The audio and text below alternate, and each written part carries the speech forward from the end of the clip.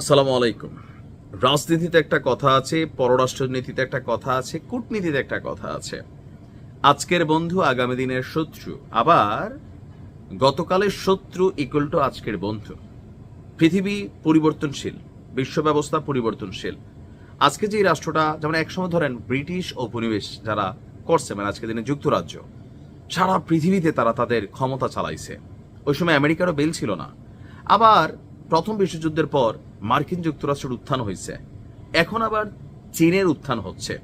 তো যেই রাষ্ট্রটা যত শক্তিশালী হয় তার সাথে সবাই কানেক্টেড থাকতে চায়। আবার যে ট্রাম্পরে ভারতীয়রা একসময় পূজা করত, ঈশ্বর মানত, মোদিরে যে ট্রাম্প বাবা ডাকছিল, ভালো বাবা, মোদি যে ট্রাম্পের জন্য প্রকাশ্যে ভোট চাইছে, সেই ট্রাম্প আর সেই মোদি এখন ক্ষমতায়। কিন্তু ভারতের ইতিহাসে সবচেয়ে বাটামটা ট্রাম্পে কিন্তু দিছে মোদিরে এবং ভারতরে। আর এটার ইফেক্ট পড়ছে কাদের উপর? যারা ভারতের বড় ব্যবসায়ী আছেন। শুল্ক যুদ্ধে ভারত হেরে গেছে ট্রাম্পের সামনে। ট্রাম্প ঝুঁকে নাই, 100% শুল্ক চাপাই রাখছে। এখন এই যে চাপাচাপির খেলায় কপাল খুলে গেছে বাংলাদেশের। একটা ব্ল্যাঙ্ক চেকের মতন আমরা পাইছি। আর সেই ব্ল্যাঙ্ক চেকটার আপডেট হচ্ছে, বাংলাদেশ থেকে এই মুহূর্তে যুক্তরাষ্ট্রে পোশাক আমদানি অনেকটা বৃদ্ধি পাইছে।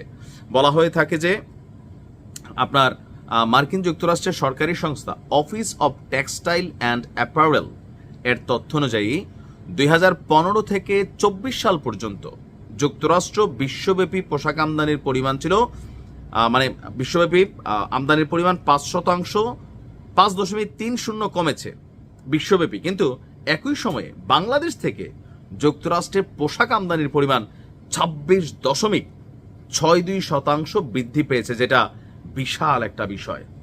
তুলনামূলকভাবে দেখা যায় বাংলাদেশের প্রতিযোগী দেশ চীনের যুক্তরাষ্ট্রের রপ্তানি কমেছে 18%, ভিয়েতনাম ভারতের রপ্তানি কমছে 33%, 34% কারো। ইন্দোনেশিয়ার রপ্তানি কমে গেছে যুক্তরাষ্ট্রে 19%, কম্বোডিয়ার রপ্তানি আবার বাড়ছে 10%। আর বাংলাদেশের উল্লেখযোগ্যভাবে বৃদ্ধি পেয়েছে 26.62%। মানে আশেপাশের যে দেশগুলো যুক্তরাষ্ট্র এতদিন কাপড় ব্যবসা করে বিট করত, বাংলাদেশ সেখানে অনেকটা পিছনে ছিল। তো ট্রাম্পের এই শুল্ক বৃদ্ধি বা শুল্ক যুদ্ধের খেলায় বাংলাদেশ এই ক্ষেত্রে আইসা আপনার আমার কাছে মনে হয় যে একটা পজিটিভ ভাইবে পড়ছে।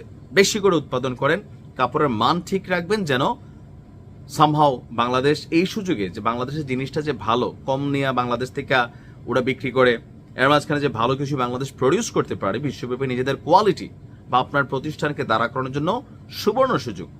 সুবর্ণ সরকারের উচিত এই টাইমে আমাদের গার্মেন্টসগুলোকে যদি কোনো ছাড়ছুড় দেওয়ার সুযোগ থাকে, যেন মার্কেটটা ধইরা ফেলে।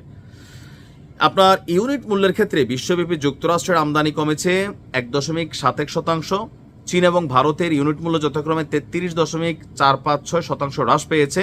আর বাংলাদেশের এটা বৃদ্ধি হয়েছে 7.30%। এদিকেও বাংলাদেশ অনেকটা পজিটিভ ভাইবে আছে। বাংলাদেশ বর্তমানে এমন একটি ইউনিট মূল্য ধরে রাখতে সক্ষম হয়েছে যা যুক্তরাষ্ট্রের বৈশ্বিক গড় মূল্যের কাছাকাছি, অর্থাৎ বাংলাদেশ মোটামুটি পজিটিভ অবস্থানে আছে। আমাদের বিজিএম এর সাবেক পরিচালক যিনি আছেন, তিনি বলছেন, যখন আমরা নিকটতম প্রতিযোগী যেমন ভিয়েতনাম ভারতের সঙ্গে তুলনা করি, তখন স্পষ্ট হয় যে বাংলাদেশের ইউনিট মূল্য আরও বাড়ানোরও সম্ভাবনা আছে, যা এখন আছে। এই উন্নতি রপ্তানির পরিমাণ না বাড়িয়েও মোট রপ্তানির আয় বাড়াতে সহায়ক হতে পারে। মোট কথা সোজা বাংলায় বললে, এই মুহূর্তে বাংলাদেশের ট্রাম্প যথেষ্ট একটা পজিটিভ চান্স, ইচ্ছা করে না, আবার ইচ্ছেও হয়তো বা আমাদেরকে দয়া করে ট্রাম্প শুল্ক মুল্ক কমাই রাখছে, বা সরকারেরও এখানে একটা সফলতা আছে কম বেশি। ডক্টর ইউনূস সরকার যেহেতু ক্ষমতায় আছেন, এটা একটা ক্রেডিট তাদেরকেও দিতে হবে। তো সবকিছু মিলিয়ে আমাদের শিল্পাঙ্গনের জন্য এটা একটা বড় ধরনের একটা অ্যাচিভমেন্ট। আর এই সুযোগটা কাজে লাগাইতে হবে। পয়সা কামান, দেশের সুনাম অর্জন করেন, মার্কেট ধরেন। ভালো থাকবেন।